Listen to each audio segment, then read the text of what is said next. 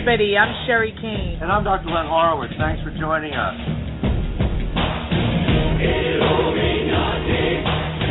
You'll never take control. Your new world order will lead to none at all. We all shall be free. People think that the government just infiltrated the conspiracy movement, but no, they actually created it from the start. I'll put you on hold. It has the whole background of connections between the drug industrialists and the media moguls, so that the programming on television and Hollywood even is outcoming from the same sources of counterintelligence that keep us enslaved to a dysfunctional and degenerative and intoxicating paradigm called modern medicine. I mean, they have arms all over the place. It's unbelievable what these people can do and how relentless they are. You've got to take control. You can take my heartbeat, but you can break my soul. We all shall be free. It's a fascinating time, and there's more and more revelations coming out about who's trustworthy and who's not. You'll never take control. Your new world order will lead to none at all. We all shall be free. People and that this great nation depends upon the balance of powers that freedom of the press holds. And if you can't depend on even the independent media to tell you the truth, because it's been infiltrated by COINTELPRO operatives, which we've been increasingly evidencing materially, proving. The diversion, the lies. And so that now we're faced with having to develop alternatives in the alternative media. The way they discredit everything that's really serious out there. An energy weapon, and it exploded right outside the window that I would typically sit at, and the shock wave of energy went through the glass. You've got to take control. You can take my heartbeat, but you can break my soul. We all shall be free. This is over and over again. Yeah. And I wonder what the hell is the matter with people. Who the hell is telling the truth out there, and who the hell isn't? You'll never take control. Your new world order will lead to none at all. We all shall be free. Hello and welcome. It is the Hurricane Hour with your hosts, Dr. Leonard Horowitz and Sherry Kane, and of course, I am neither one of them. This is Riscala coming to you from sunny South Florida. And today I've got a special treat for you. I have Joe and Jamie with me on the line, and Joe and Jamie are going to share something with you that is extremely unique and very interesting, to say the very least. So if you'll give me just a moment here, let me get Joe and Jamie on the line with me, and we'll talk about what it is that they've got to share. Welcome, Joe and Jamie. Welcome. Oh, it's nice. Here. Thank you. Are we there? It's great. Yeah, can you hear me? I can hear you fine. Great. So we want to start off by you kind of describing what happened to you. Well, it's great to have the opportunity. Just so everyone knows, it's the first time we have ever publicly discussed what happened to us. It's been, one of the major events in our lifetimes, and what's unique about this is that we had an experience or a visit while we were traveling with UFOs that lasted a period of 2.5 hours, which is not just seeing something coming and going. This was a 2.5-hour experience that both of us uniquely experienced exactly the same, because we were both in our car during the time that this happened. Just so I can give an overview before I get into details, this happened in Florida. There's a turnpike that runs down the center of the state, passes Disney World, and goes on to Fort Pierce, and from there to Miami. On this interstate highway, the experience happened in between Kissimmee and Fort Pierce. Kissimmee, Florida, is about 50 miles from a central point called Yeehaw Junction, which is the only exit between Kissimmee and Fort Pierce. So it's about 50 miles from Kissimmee to Yeehaw, and then another 50 miles from Kissimmee to Fort Pierce, for a total of roughly 100 miles. Now I'm approximating. And that 100 miles, that is the two most distant exits in the United States for interstate travel. In other words, exits are closer together than that. And this is a very unpopulated part of Florida. It's just darkness and totally unpopulated. The way this occurred, it started before dark and then ended after dark. And when we entered the turnpike at Kissimmee, we were traveling from Gainesville to West Palm Beach, but Kissimmee's about a third of the way down the pike on that trip. When we first entered at Kissimmee, after getting off temporarily, we came back on, and when we first got on, that's where we originally saw two craft that were off to our right, heading south. We were on the right-hand side of our car, and they were probably a half a mile from the highway, and they were a brilliant white, and they were traveling equidistant apart at the exact same speed as our car. And this brilliant white was very hot, and you could see gigantic heat swirls above these craft. And looking at these heat swirls, it was quite unique. They were like small tornadoes of air from the tremendous heat that was coming off of these two UFOs. And what we thought was interesting is that they were traveling the same speed as we are. And the first thing we said to ourselves, are they traveling with us? And we kept Jamie kept saying to me, and she's my wife, she kept saying to me, how could we be so arrogant to think that they'd be interested in us? And I kept saying, well, I kind of hope they are, because I am in an engineering discipline, and I was still at the University of Florida at the time, and I wanted to know more about them. I was curious, and I think they knew I was curious, because every time we'd go on an overpass, I would look over that way. Now, there weren't very many overpasses, and as we traveled along, they kept going at the exact same speed. And then that's when Jamie kept looking at them and saying, they're so brilliant, they look like a star. And she said, maybe that's what the Star of Bethlehem could have been like. Jamie, maybe you can explain what you saw next. Well, yeah, that's exactly what I said. I said, it looks like the Star of Bethlehem, or they look like the Star of Bethlehem. After a while, we noticed there were cars that also saw this, and some of them had actually pulled off the side of the road and were looking at them. And then as we went on, we stopped at a rest stop. And that was called Canoe Creek. It's about halfway in between that first 50-mile stretch. Remember, there's two 50-mile stretches. The first one was from Kissimmee to Yeehaw Junction.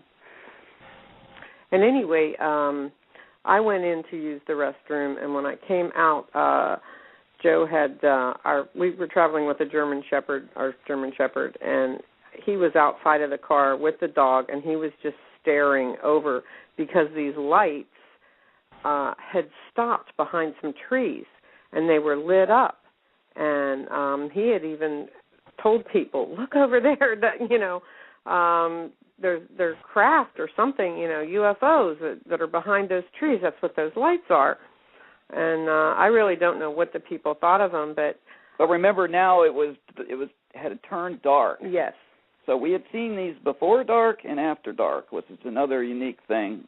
And this is how we saw some of the technology, because we saw them in both states. Now, before dark they were doing things like hovering over power lines. After dark, they were almost a different viewing spectacular event. And when we saw them then at that time, they were low while they waited for us while we were in this plaza. Yeah, they were like behind some trees. And it looked like almost like there was a forest fire over there, and that's what different people wanted to believe, because they didn't want to believe us that there were 2 UFOs over there in the forest waiting for us to leave. And of course didn't believe that they were following us, which we couldn't believe either. And and then when he went in to use the restroom, I couldn't take my eyes off of them, and I was just like I saw him when I had come back. I mean, we were mesmerized by the lights, and so then we started to go, and they started to move again. And that's when we thought, well, gee, maybe they are following us. That's when we started saying this is definitely something we need to be concerned about. And that's when, being directly across from Cape Kennedy at the time, which has reverted back to the name Cape Canaveral, we thought that maybe this was, something that had, an attachment to the Cape. So we went on the radio thinking this had to be something that was on, a we news had a event. 13-band shortwave radio in the vehicle at the time. We couldn't get anything. It was all static on AM, FM. And all the bands, and any of you that know anything about shortwave or ham radio, there's never a time when something isn't available. This was a Sony. It was not a toy. This was a very highly developed piece of technology at the time. For the year, it was state of the art, and there was absolutely nothing on the radio, and it was all just static. Joe, let me ask you. Now, you mentioned that something about Cape Canaveral. About how far away were you from Cape Canaveral? We were about 60, 70 miles due west. Okay, so you were relatively close. Yeah, you were relatively close to it. I mean, and we were halfway in terms of air travel, you were very, very close to it. Oh yeah, and as the crow flies, we were probably 45 miles. Uh-huh. And also, we were also directly across from a base called Avon Park, which is another. It's a bomb. There's a bombing range on the. Remember, the Cape Canaveral was to the east of us. Avon Park was to the west, which is a bombing range, military base. So, of course, to my mind, I wondered whether this was a man-made technology or whether it was an event from an extraterrestrial or a UFO. So as we kept going, and we were heading toward Yeehaw Junction, just before we were 5 miles south of that service plaza, the 2 that we saw that had been flying always equidistant apart, doing acrobatics and showing off now. Yeah, now they were showing off, and they turned into small balls of red light, and at that point when they were doing all these strange acrobatics, it was as if they were trying to really get us interested. And I had the window down, and I had like half of my body out of the car looking up, watching them. While Joe was driving, and then in your estimation, how big was this thing? Well, they were. Remember, they was were it big as a car? As they big were as your half car? a mile away. They were at least. They were the size. I would say they were the size of double the size of a semi-tractor trailer. Wow. But they were round. They were balls. Yeah. They were spheres. Yeah. Yeah. So wow. They were not small. No, but when they turned red, they were a lot smaller than when they were white. When they became these red balls of light, that was when they changed their mode of operation and went straight up into wherever. It looked like they went up into space. when they went up into space, another minute or two elapsed, and then suddenly they were there again, except there were 4 of them instead of 2. And then they burst back into big orange balls with, full color, and they were brilliant. And that's when they were so brilliant that they actually started, you could see them starting to actually light up the highway. There was a tinge of highway lighting that was coming from them. They were that brilliant. As we moved forward, continuing on, back in those days, the speed limit was still 55 miles per hour on the turnpike because we were having an energy crisis. So we were slowly at 55 going toward Yeehaw as they followed us, doing more, circular movements. They were going around each other and traveling, doing maneuvers. But there was nothing that we had ever seen that, to our knowledge, our technology could have done.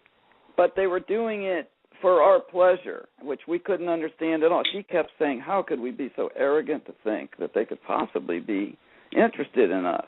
Well, that's when we started knowing that they were interested in us. We didn't just think they were. So soon we became very close to Yeehaw Junction. Now we were beginning to think about, we better get the heck off of this road and find some the highway patrol troopers. But Yeehaw is a very teeny little place, Yeehaw Junction.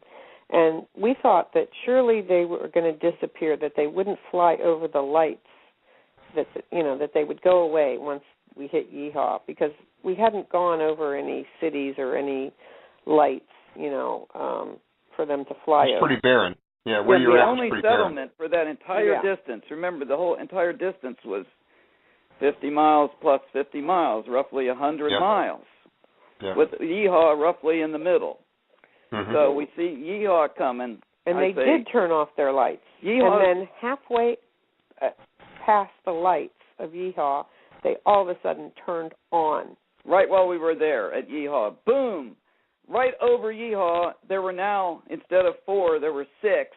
And 6 of them burst into full color right over Yeehaw, which is a settlement or a village of maybe 50 people. But it's right next to the turnpike, and it's always been a blood-sucking little town that sells gasoline. It's a tourist trap. And half-price tickets to Disney World, which are fake, and all kinds of other little goodies that you can get, as far as, the Turismo travel rip-off industry goes. Don't get me wrong, all of Florida is not like that, but Yeehaw has always been kind of leached off the traveler. So they burst into full color right over Yeehaw. Boom, and it was like incredible, and that's when we started getting worried, very worried. And I started realizing that they were like tuning into us, that they could read. I felt that they could read our minds, or my mind anyway. Yeah. Because they... Yeah, you kept saying that over and over, that they're reading your mind. And so then they started following us in formations of 2. And there were 6 by this time. And they would get closer to the car, and at this point, I was totally freaking out. I was, like, screaming. I thought it was the end of the world. Well, now they were right over the car. They were over the highway. They would get closer, and then they would pull back, and I'd say, "Oh, thank God!" And I'd no sooner think that than they would get close again, and that's how I know that they were tuning into me. They were trying to terrorize us. We know this. And now as we traveled, there were cars actually running off the road on the other side. Watching it. There weren't that many cars on the road. I was surprised how few there were, but there were people that had pulled off and, were watching this. And finally... When did this happen? Around what year was this? 1974. The early summer of 1974. So if anybody was traveling in 1974, and what month? That we're not summer. sure. Was it early May summer or June? June? We were headed for Mexico. Yeah, we spent the summer in Mexico. So 1974, somewhere between May and June, if you're traveling in the state of Florida on the Florida Turnpike, and you experience this, or you know of someone who experienced this, or even if you know of someone who has a similar experience, we're asking for people to call in because we want that to share that experience with others as well. I'm going to take a minute here and tell you a little bit about the people you've been listening to. The gentleman that you've been listening to, I met when I was 10 years old. And we lost track of each other for some time. And then we became reacquainted years ago. And he has told me this story in this detail one other time, and that was well over a year ago. And he's telling it again, the same exact story, the same exact way. So either he has an excellent memory or he's telling you the truth. Because when people speak the truth, they don't have to worry about remembering. They're going to speak the truth. Or when people are not speaking the truth, they have to be careful how they speak, because if they say the wrong thing, it will throw them off and expose themselves. Now, I am telling you, this is the second time I've heard this story, and it is identical to the first time I heard it, which was well over a year ago. All right, Joe and Jamie, we're back. Go ahead. So as the six were now directly over the highway, we went around a big curve. This big curve was in between Yeehaw Junction and another service plaza, which is about 10 miles from Yeehaw Junction, and it's called Fort Drum.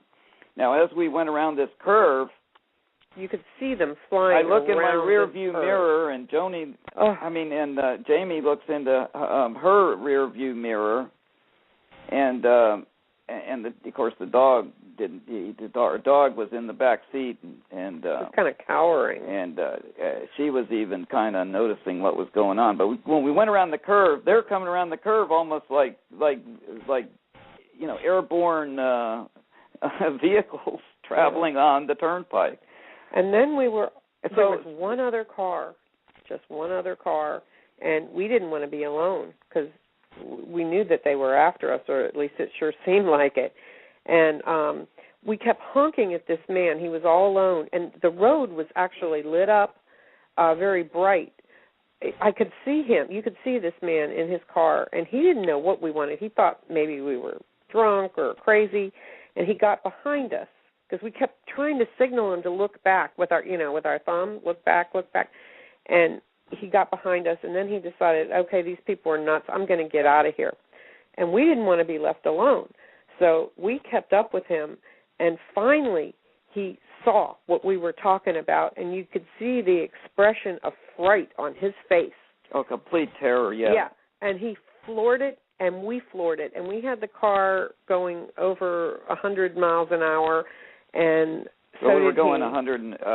I'd clocked. I was watching we were going between 110 and 115, which for a Buick Wildcat, it was shaking. The car was. We were students, so we weren't. We didn't have the best of tires. But the car was shaking badly, and she was so terrified. She was actually like she was going to rip the upholstery out of the ceiling. I was absolutely crazy with fear. And as he took off and we took off, I'm trying to hold control of the situation and think that everything's going to be fine. We're not going to be abducted.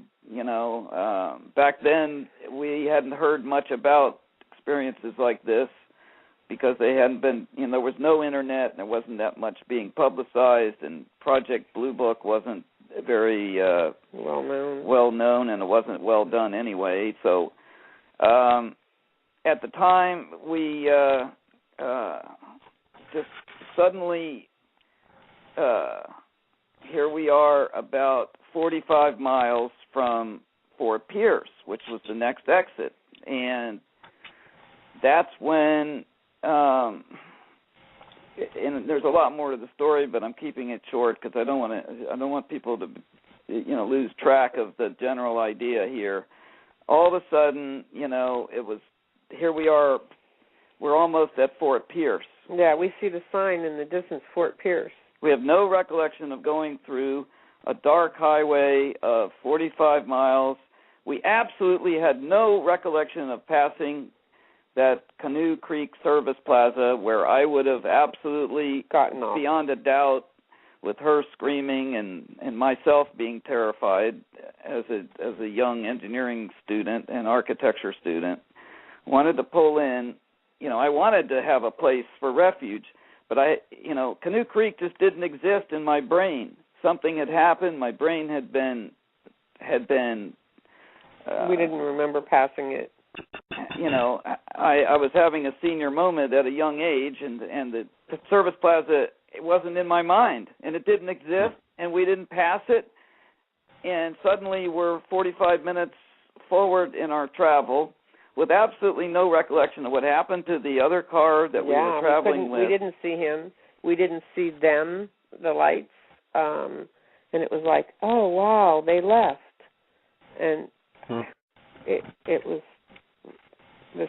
So people who are not familiar with the turnpike, what happens on the turnpike is this is a toll road that you're on, and there are limited exits on this toll road.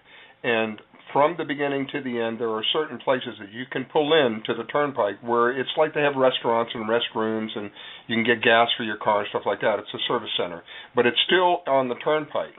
And so what has happened is they were coming up to one of these. The next one would have been Canoe Creek.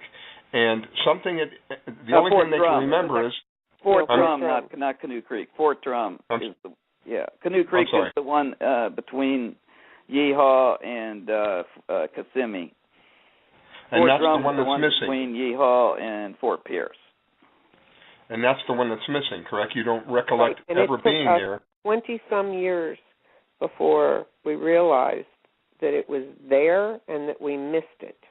Well, it's also very close to Yeehaw, so the distance from there is roughly 45 miles that we lost. That was our missing distance, and our missing time was that 45-mile distance. And so at 55 miles at 55 miles per hour would have been X number of minutes. At 110 would have been, of course, a lesser of a distance. But to travel that far with the number of highway patrol that should have been there, maybe we would have been stopped. I would have imagined. So we're not sure at all. We have no idea whether we traveled at a high rate of speed. We have no recollection at all. And when we did arrive at Fort Pierce, that car that was traveling, that we were trying to stay with because we were that terrified. We wanted company. Misery loves company, because now we were scared. So what happened then? We traveled from Fort Pierce to our destination, and we meet up with my father, who is he was FBI. He was Naval prosecuting attorney. He's been also, in his whole life, he was naval intelligence. Before and after he was in the actual Navy, he was doing consulting work with naval intelligence. He had a very good background and knew who to call. So he made a phone call. This was a Saturday night. And he knew we were serious. He knew we were scared. He made the phone call first with us to the Highway Patrol of Florida. Said, yes, we've had, many reports of this, and we couldn't explain to them the extent of what happened to us because we're the only ones that it happened to, and they wouldn't have believed us. And the person that we were talking to wouldn't have done anything anyway, but we tried. Then the next call made was to the military, and he had a number to call, and he called, and they connected us to, I believe it was Avon Park. Avon Park said yes. They said we were doing some testing on a Saturday night. Dad said, they never do testing. In the history of the military, I don't think you'll find that any testing is ever done on a Saturday night. But we tried to believe the that this was some kind of testing, but why on earth would some testing of this magnitude be done over a limited access highway that is the main road of Florida? If we were going to, have an experience like this, it would be on a 2-lane country road. Right. And that's another thing that made it strange and unique. But the missing time and the missing mileage is the part that's most concerning. And now the next phase of the story. We take our trip to Mexico. We land in the Yucatan. We make our way across the Yucatan doing our visits that we had planned. We were interested in the Mayan civilization. So we go to Mexico City, where my sister, who was worked in the embassy, and I can't say what else she did, but she was there with some people also that were embassy folks that had knowledge way beyond the knowledge of general public, and there was an event happening. Nixon was resigning, so here we are in Mexico, and we really wanted some recordings of this event. So I get out my technology, which at the time was pretty state of the art, and so we start doing recordings of this Nixon resigning. We had a few other people there that worked at the embassy, Americans that were there, and we were each talking about our feelings about what had happened. And what happened. Regarding the UFOs. No, we weren't talking about UFOs. We were talking about regarding the Nixon resignation. Yeah. However, we were trying to explain to them about the politics of America at the time, and Nixon resigning was a big deal. Mm-hmm. But when it came to me, during the recording process, couldn't be recorded. I hand the microphone. Back then, you had a microphone attached to a wire. So I hand this little microphone to Jamie, and she's going to tell you what happened next. Well, it was as if I was a radio receiver. We actually heard the song "The Candyman Can." If you're familiar with that, I think. When we played it back. Yeah, when we played it back, her voice was gone. Whenever it came to me, I was never able to be recorded. And that was very strange. We were kind of freaked out. We didn't realize it until we played it back, that every time it came to me, I just wasn't on there. And Joe, after this happened with the UFOs, he had very strange dreams, and I'm going to let him tell you about that. Yeah, I had dreams night after night. I couldn't wait to go to sleep. Every night, I had no inkling of why this was happening, but I would go to sleep and I would have these wonderful dreams about brushing my teeth and about being. He's serious. And, I know. That's probably. And various other mundane activities. Shaving. And in so doing, in my sleep, I would get these tremendous. The euphoric feelings that were just tremendous, and I just loved the feeling, and I'll never forget it. It just was the most pleasant dreaming that anyone could ever have, and this went on night after night. And like I say, I couldn't wait to go to sleep, and I didn't want to get up. And here I am in Mexico City with all kinds of things I wanted to do. All kinds of exploring, and being, involved in architecture. That was, very, very much on my mind. But here I am wasting time sleeping, which usually I'm not, I still to this day don't sleep many hours a night because I'm always going. But rather than go on more about, one more thing, and before I go on to the next thing I need to tell you all, it was another thing that was unusual about this is how our brains, both of them, equally, of that distance in between Yeehaw and Fort Pierce, our brains had been somehow structured so that we didn't care about what happened during that distance. We just didn't want to. Well, the missing time and the missing service plaza and all that just didn't exist in our mind. We were calm when we saw the sign that said Fort Pierce. It was just down the road. We were very calm at that time. We didn't think about that we had missed that. We had missed the plaza, but and when it took 15, 20 years before we really understood that we had missed that distance and we had not passed that service plaza, that our brain had been changed in such a way that we didn't wonder what happened to the gentleman next to us. Well, we weren't concerned. We knew, what happened to him, but we weren't worried when we didn't know what happened to him. When we got to Fort Pierce. Well, we didn't know what happened to him. We were calm at that point. We went from, the last thing we remember is like being terrified. Yeah, absolutely terrified, to being calm.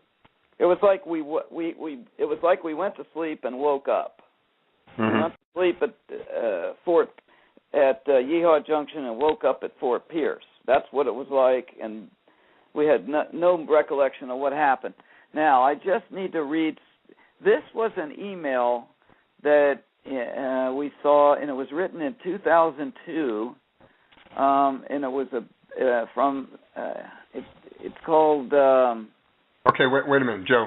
Before you read the email, let me take a break because we're up on the hour. I got to take a break. We're going to be right back. Stay tuned. We're going to read this email, and I believe you're going to find this rather interesting. Please don't go away. Is there proof of God's existence in our government's records? Author Jose Collazo brings his years of research into this stunning question to light in God Does Exist, No More Nuclear Testing, and more. Touching on little-known government projects such as the Remote Viewers Program and active auroral research program, Collazo has uncovered some amazing discoveries through his research and use of the Freedom of Information Act. From uncovered information on the Ark of the Covenant to connections between natural disasters and nuclear testing, experience this revealing look into our government's obscure and hidden work. Discover how new and experimental technologies may change our world forever and uncover monumental proof and answers to mankind's greatest questions in God Does Exist, No More Nuclear Testing, and more. Hello, this is Michael Vera for CureShop.com with products endorsed by Dr. Leonard Horowitz, including Liquid Dentist, a one-stop defense system for not only your mouth, but your whole body. This unprecedented product aggressively attacks the critters that cause oral diseases using concentrated microfine silver plus oxygen and minerals to help reverse tooth decay and gum diseases, helping repair your teeth and gums naturally. Then, by swallowing this amazing and good-tasting tooth and gum saver, you actually get a natural, nutritional immunization against more than 1,000 strains of oral bacteria and viruses when you swallow. Liquid Dentist is awesome for boosting natural immunity. Imagine your teeth feeling hygienic clean and super smooth for up to 3 days after each use. Swish with it 3 minutes or more after brushing and flossing. Gargle to freshen and protect your throat, and then swallow Liquid Dentist. Wow! What a great idea. It's all natural, healing, and protective. Dr. Horowitz developed Liquid Dentist based on emerging science from England showing a 20-second exposure to medical-grade ozone kills germs deep within decay, even down to the nerve. Then highly concentrated mineral mouth rinsing can remineralize your teeth and harden them, even harder than they were originally. This way, teeth can be saved and not drilled away or lost due to decay or tooth fracture. Plus, Liquid Dentist kills periodontal germs and leaves your breath fresh and teeth feeling professionally clean for days. Go to liquiddentist.net to learn more, or go to CureShop.com. That's CureShop.com, CureShop.com. SHOPPE.com to order your supply of Liquid Dentist today, or call toll-free 1-888-621-7611. That's 1-888-621-7611. Call now to save your smile. You're listening to the LNM Radio Network. Folks, I want to take a minute to tell you about an exciting change to our format. We work hard to bring you the truth and give you, the people, a voice. We have done this at no cost to the members, as well as given freely our time. For us to continue to deliver the top-notch guests and conversations you have come to expect from Late Night in the Midlands, we are offering an exciting new format with many new benefits. Late Night in the Midlands will be offering valued memberships at $5 a month.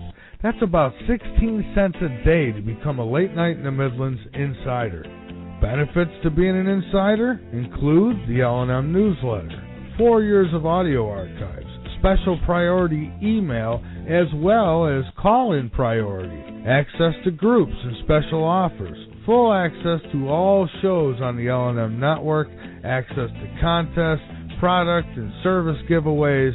These changes are an exciting change to our format, especially the contests and giveaways, and we are confident that you will receive great value for your insider subscription.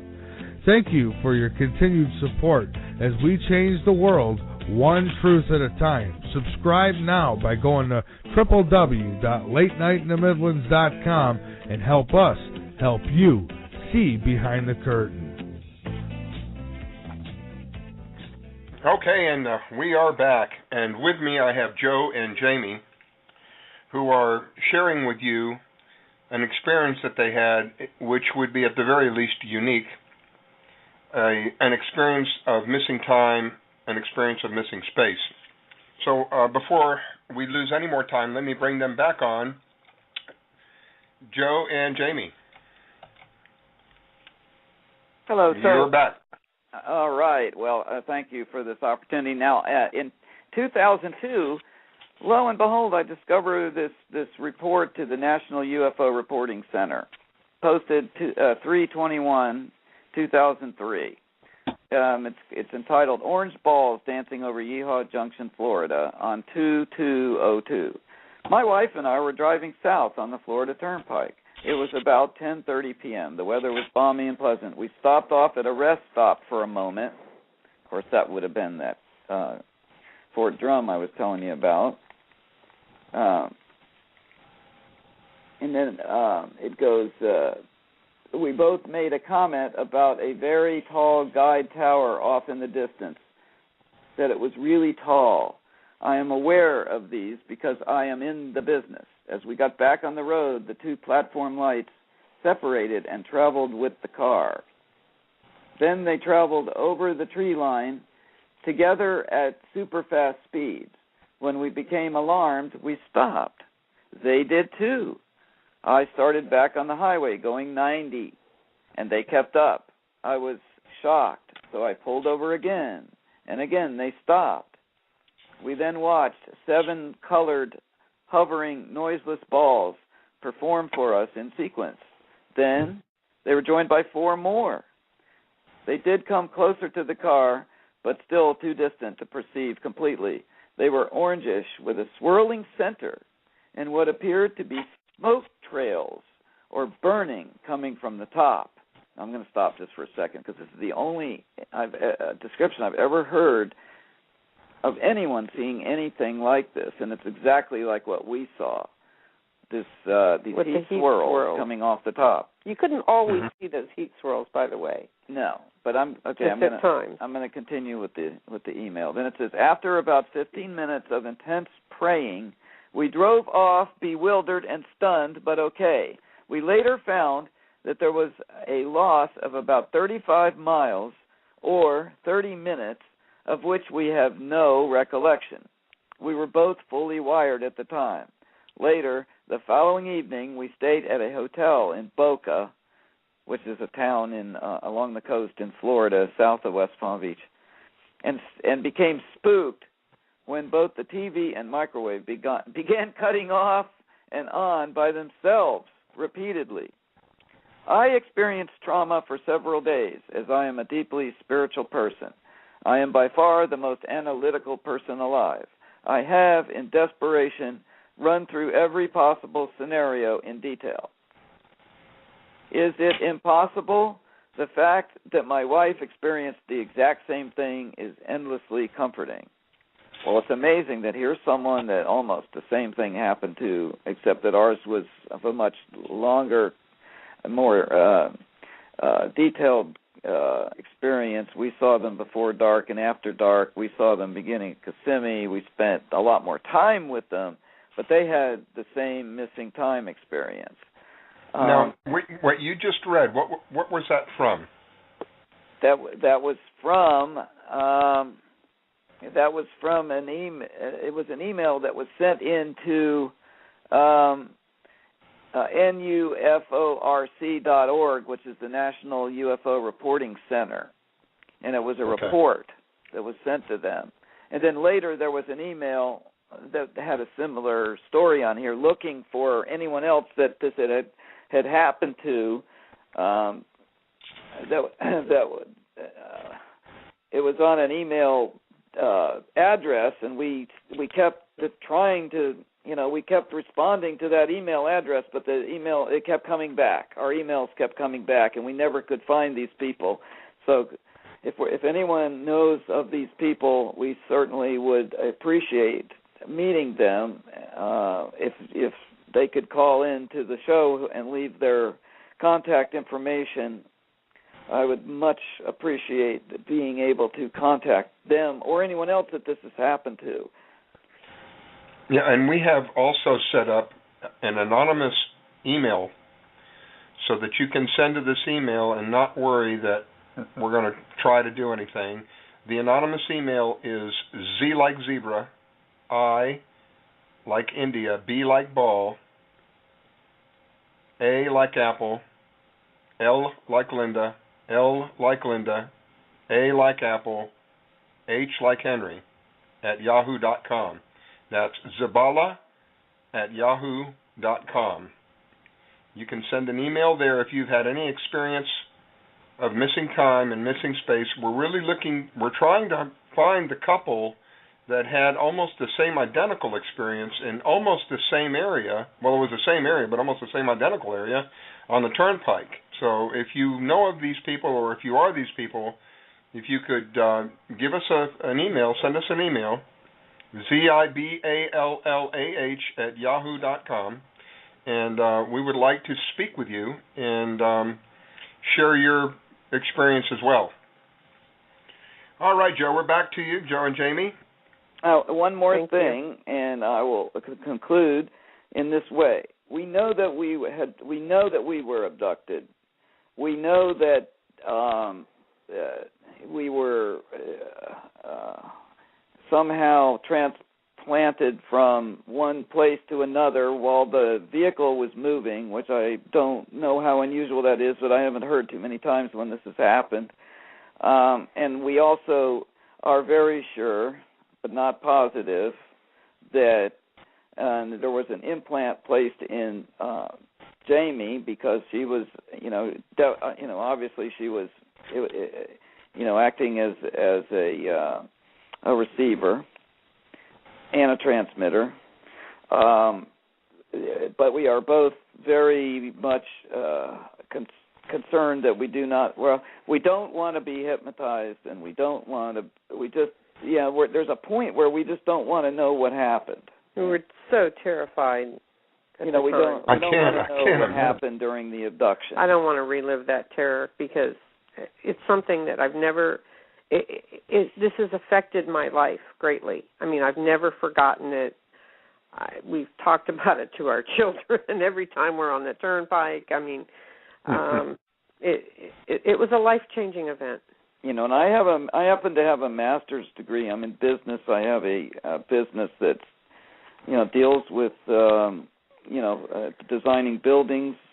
I have to have a confidence level. I can't have people knowing that something like this had happened to me. Also, I graduated first in my class. I've been very, successful, but at the same time, I just don't. This is too strange, and I can't tell people about it, other than during this. Obviously, the people that are listening have an open mind. Unfortunately, you all need to know that 95% of the folks out there, their minds are not open. And I think honestly, I think that is slowly changing, though. I really do. I think you're right. More and more, I think that is slowly changing. But you're right. There was a time, at the very mention of something that you saw flying that you could not identify, would put you in the category of a Looney Tune. Oh yeah, I'm a Looney Tune. Sure. I still feel like people, and with the responsibility that you have. And the profession that you're involved in, credibility is everything, because without credibility, you're not going to nobody's going to use your services. Right. And so this was not only a what am I trying to say? This was not only an issue towards your emotional part of your life. This was an issue against the ability for you to earn a living as well, because you had to live with it. But yet you couldn't say anything about it, generally speaking, and you just don't go around saying, hey, you know what happened? That doesn't happen. And in order for you to be able to maintain your lifestyle and your job and your work, you'd have to live with this thing, but not be able to tell people about it for fear of losing credibility. Right. We're extremely grateful that we have each other and that we were together when it happened, because we can talk about it to each other. Yeah, otherwise we'd need a shrink. But if anyone, we could please take a few minutes to see if anyone would call in and have any comments about what happened. Yeah, the lines are open. The numbers are 347-989-1012. We've got about another 5 or 6 minutes on the air. 347-989-1012. If you have a similar experience, or if you know of anybody that has a similar experience, we'd like to hear from them. If you're going to listen to this in the archives, we have an anonymous an email set up, which is ziballa@yahoo.com, ZIBALLAH. We would love to hear from you. We are particularly looking for the couple that was traveling. What year was that, Joe? 2003? 1974. No, that's when it happened to us. He wants to know about the couple. That was 2002. 2002. We're particularly looking for a couple that had 2002 had a very similar experience in January of 2002 on the Turnpike. February 2202. February of 2002 on the Florida Turnpike. So we're looking for that couple that would have been traveling on the Florida Turnpike, February of 2002, that would have had an experience of missing time and missing space, and then you wrote an email or you wrote in describing that, a report about it. We're looking for that specific couple, but I'm looking for anybody who's had a similar experience. My friends are looking for that couple because they wish to make contact with them. I'm looking for anybody with that experience so that we can put it into a database, and that way we can share and see what the commonality is. I can tell you that I have seen him personally say this, and when they give this story, when the first time that they had spoke this story to me maybe 3, 4, 5 years ago, you could see that both of their demeanors change. Literally the color of my friend's face changes. So I can't tell you what he's saying is true, but I can tell you this. I've known this man now in the last 5 or 6 years, gotten to re-know him. I knew him when we were kids. I still believe he is the same as he was when we were kids, a true heart, and he has no reason at all to tell a lie. I saw his face and I saw her face, and I saw their whole character when they were describing what happened. They, without doubt, without a bat of an eye, believe that this has happened to them. Now, whether that's happened or not, I wasn't there, but they believe it. And if they believe it that strongly, and if they're able to re-describe this in detail, and the last time I heard this was about a year ago, in detail, and it is almost identical, word for word, this time as it was last time. They've either got photographic memory, or they're telling you the truth. And I'm telling you, it is my opinion, they are telling you the truth. This happened to them. This really happened to them. And we're hearing more and more, we are seeing more and more UFOs, and we're hearing more and more about people interacting with aliens. And those of you who have heard me before know that I have another personal friend who testifies that he has spoken with aliens. And if you have seen any of my posts, you will see that just recently I put a post up for the Secretary of Defense of Canada has come public and said there are at least 2 aliens that working with the Canadian and with the United States government. So this isn't nonsense. This isn't things that are being made up. We are not trying to take advantage of anybody here. The only thing that we're trying to get at is, number 1, the truth, and number 2, maybe some answers to help my friends move on. Can you imagine being taken against your will and then being put into a situation where you've basically been programmed to forget that and then awakening to that later on? What a nightmare that would be. How horrible would that be for you? And then have to live with it and not be able to share that with people, generally speaking, not be able to share that with people for fear that you would lose your credibility and people would literally just not want to be around you. This has been a nightmare for them in more ways than one. So if anybody's had a similar experience, we're looking for you. If you know of the people who are traveling down the turnpike, we're looking for them. We would appreciate your help in any way, shape, or form. Joe and Jamie, any last thoughts before we sign off? We've got about another 2 minutes or so. Yeah, I wanted to reiterate the fact that I felt that that they had tuned into me and that they were trying to terrorize us and that they were feeding off that fear. I just strongly feel that they were like feeding off our fear. And why with such advanced technologies? Well, there's different types. Doing such a mind game like that. They were. That's the word I used. I said, John, or Joe, they're playing mind games. But now they didn't do that with me. It was a totally different experience for me. For me, I wanted to share the knowledge that they had because I saw with my own eyes anti-gravity, and I saw with my own eyes that they had some type of power plant that was beyond anything that we've ever imagined. I was going to say, your voice was picked up on the microphone, though, right? His voice, when you guys were doing, So she's the one that had the. There was a contact of some sort. There was some kind of contact between Jamie and them versus you and them. You know? But I think, and she doesn't like this, but I think that she wanted, that they wanted her egg. You know. Yeah, well, it's possible. I listen. It wouldn't be the first time. It wouldn't be the first time. It's been documented where women have been pregnant. As a matter of fact, I did an interview with a lady named Nancy Leader from Zeta Talk, who herself has said eggs have been taken from her, and she's even met her hybrid child. Oh, wow. So I know it sounds insane, but that's... Can you imagine? Oh my God, she doesn't want to imagine this. That she goes off into another room. She's trying to do that right now.